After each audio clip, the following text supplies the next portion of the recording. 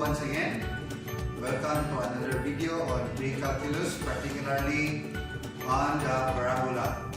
So in this video, I'm going to show to you how to find the properties of the parabola, just like the principal axis, the vertex, the focus, the directrix, the endpoints of the focal width, and the length of the focal width, given the properties or given the equation of the parabola.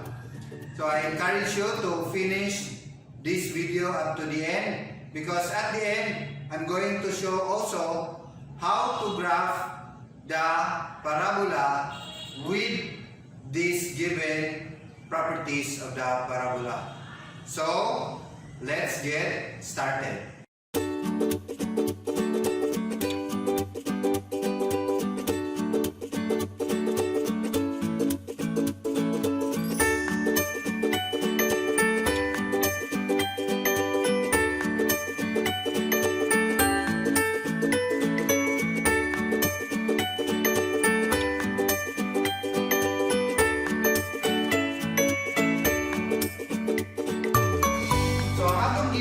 Number 1 is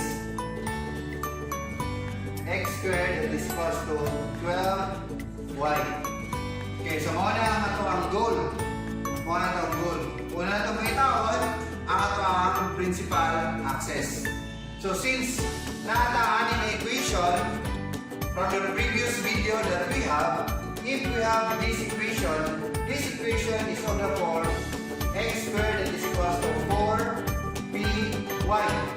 And this equation, the vertex of this is at 0, 0. And the previous video, we showed that the principal axis of this one is just the y-axis. So the principal axis, this one is just the, the principal axis of this one is just the y-axis. Remember that the principal axis is also the axis of symmetry. So ako lang i-point, i-butan ako ng answer with response to this one. So the next one is the vertex. So we write B. So from the previous video, the vertex of this is at the origin. So the coordinate of our vertex at the origin is at 0, 0. Now, we have this focus. So sa pagpakita sa focus is a little bit tricky. So kinahanglan atong tanawon ang atong equation. So we have kinahanglan makita nato ang value sa atong P. What is the value of our P? So we have this one is equal to this. So that we can have the value of our P. So it means that our 4P is equal to 12. Right? So that we can have the value of our P here.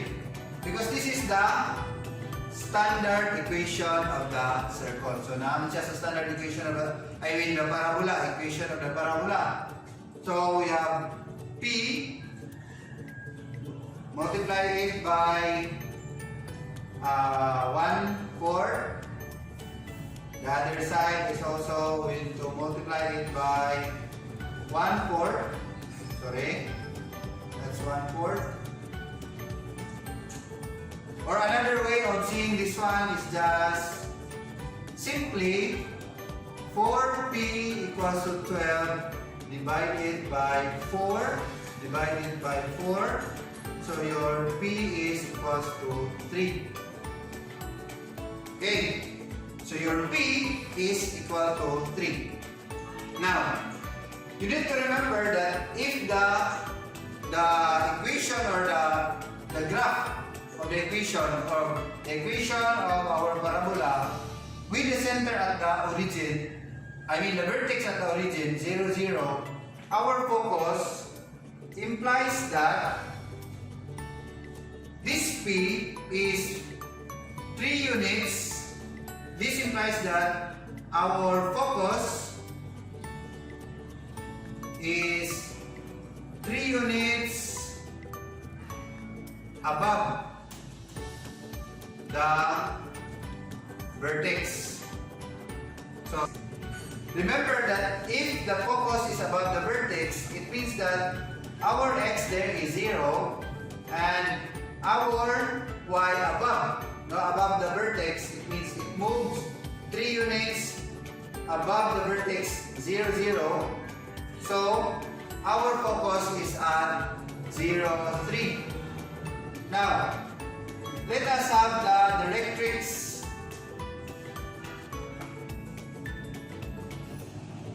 The directrix is just what? Is just 3 units down from the vertex. 3 units down the vertex, it means that we have negative 3 as our equation of the directrix. Y is equals to negative 3. Now let us go to E, the endpoints of the focal width. It's also a bit tricky for this one. So let us recall back.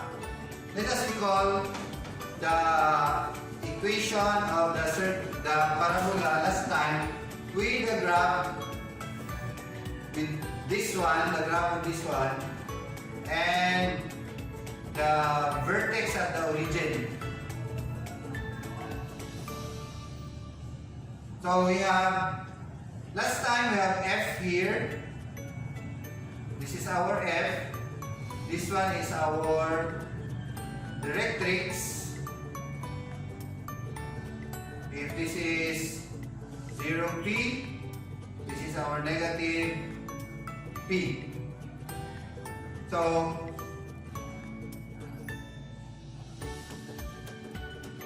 these 2 points here, is the endpoint of our focal width.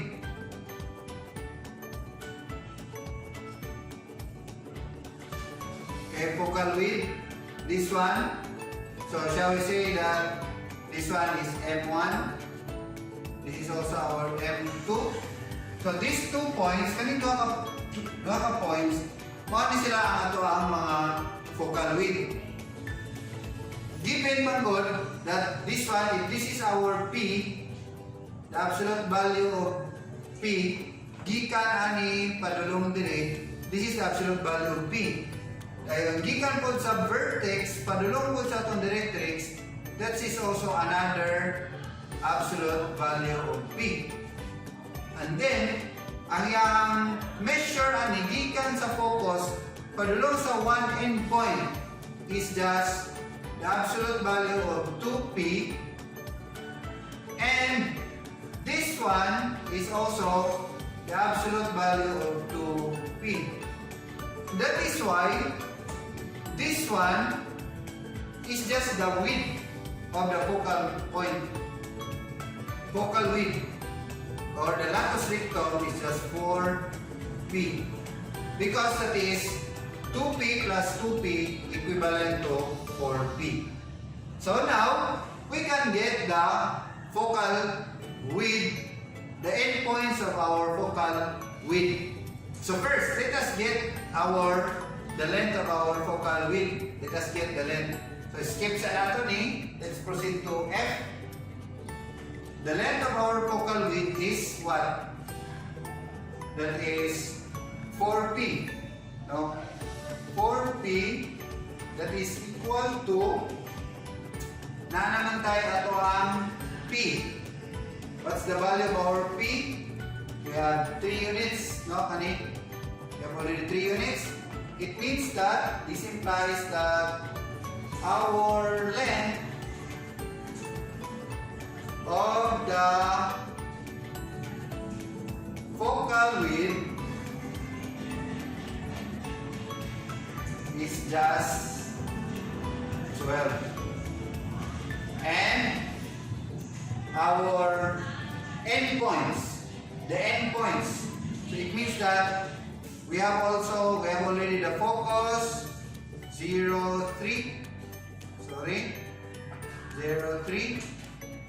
So we have already 12 units. Diri sa ato ang length. So, katunga man ni siya, it means that gikan diri, padulong diri from this point to this point, mo niya ang ato ang isa ka endpoint. Kani po diri, so we have M1, okay, and M2, okay. So, we know that our Y is 3. O na ito ang units. I mean, muna ato ang focus, mga location, diri siya. So, parehas ni sila Y. Kani, kani, o kani. So, na kay 3 daan. Dayon, remember na this point and this point is just 2P. What is the value of your P? You have 3. So it means that this is 6. Kani atong M2. So our M1 is naman sa negative x-axis. So we have negative 6. So it's a bit tricky, but you need to remember this property to determine the endpoints and the length of the focal width.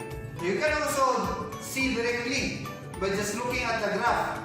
I mean, by just looking at the equation. X squared, that is equals to 12y. I know that the focal width is just 12.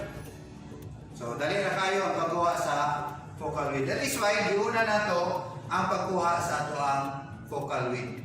Now, let us go to the second example. So, the second example has the equation y squared plus 8x equal to 0.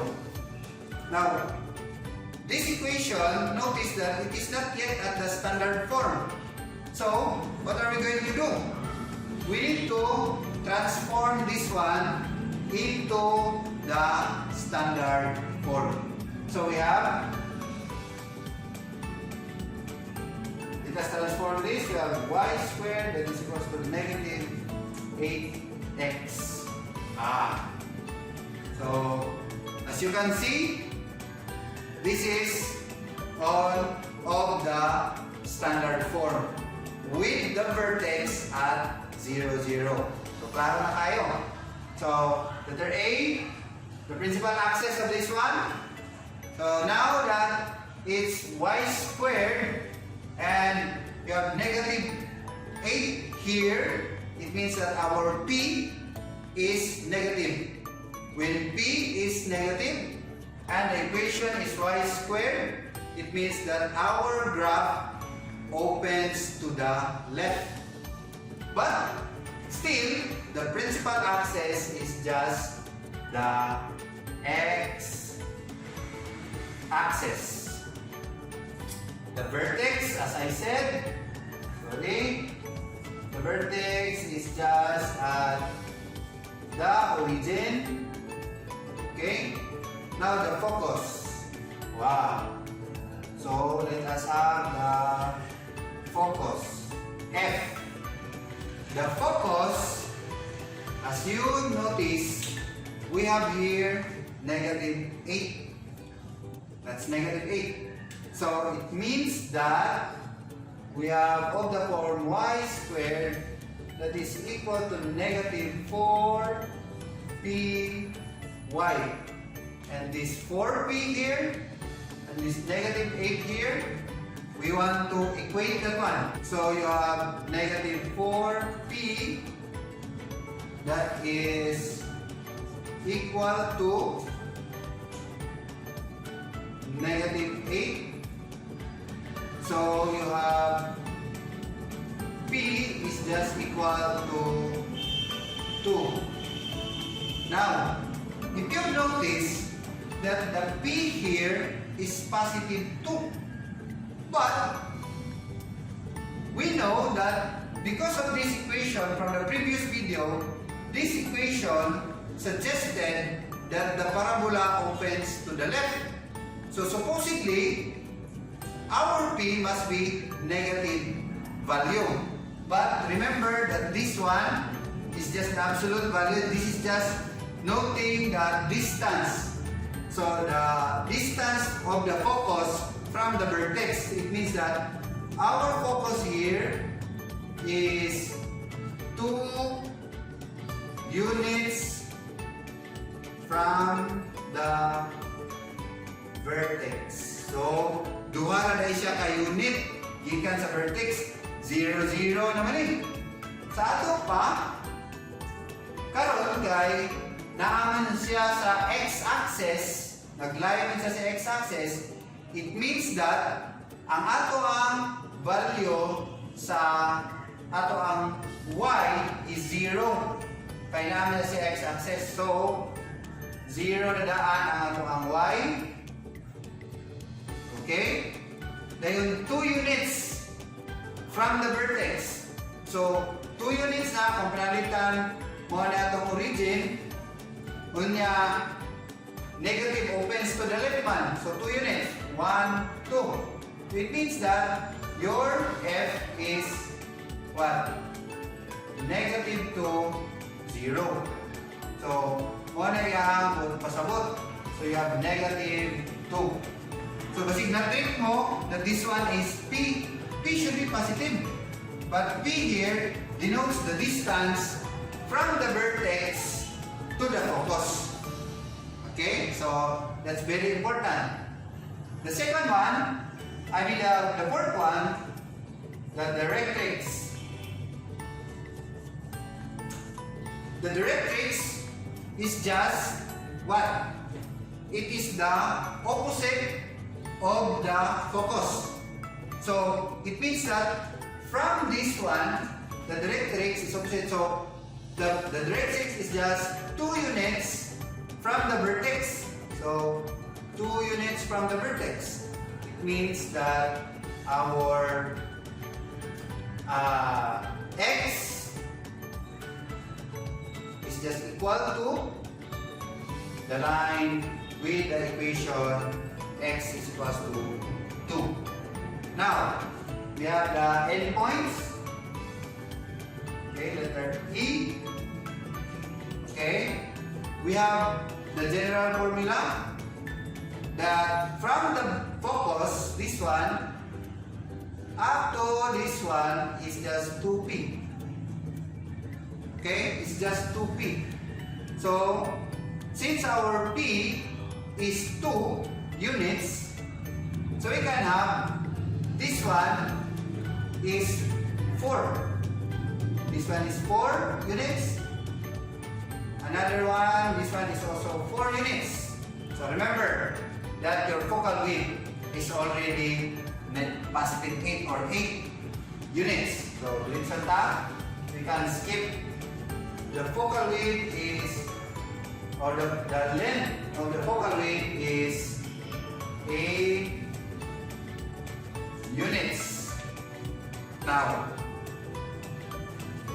to have the endpoints of the focal width, we need to get the coordinate of this point. From this point. So shall we say we will name that one as point 01 and point 02. So, what is again the value of our x at this point? That is negative 2. It's also negative 2. Now, it means that ng type 4p, 2p, 4 units man siya from the focus. From the focus up is 4 units. So if you count 1, 2, 3, 4. So, pasaka, you have 4. Down, you have also negative 4.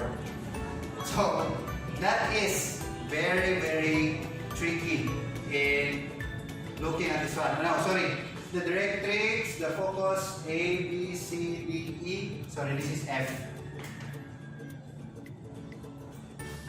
Okay, so, as I said, I want to teach you But I want to show you how to graph.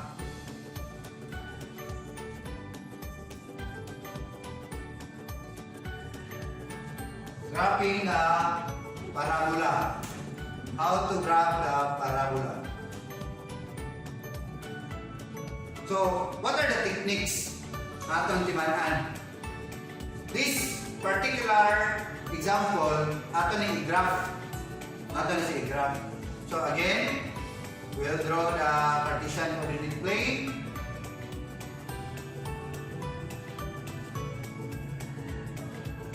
The XY plane. Okay, so we have the vertex at 0, 0. In this particular example, this one is our axis of symmetry. Now, so let's locate. The first thing that you need to do is to locate the focus. Because you already know, based on the equation, you can have the vertex. You have already the vertex. So, 1, 2. So you have negative, your F is at this point, negative 2, 0. Then, you need to get the endpoints of the vertex. The endpoints, I mean the endpoints of the focal width. So you have 1, 2, 3, 4. And 1, 2, 3, 4. This is positive 4, this is negative 4. So, get the intersection of that one. Then that will be the point. This one is also the point. Now, so, to graph your parabola, you just start, you can just connect this one.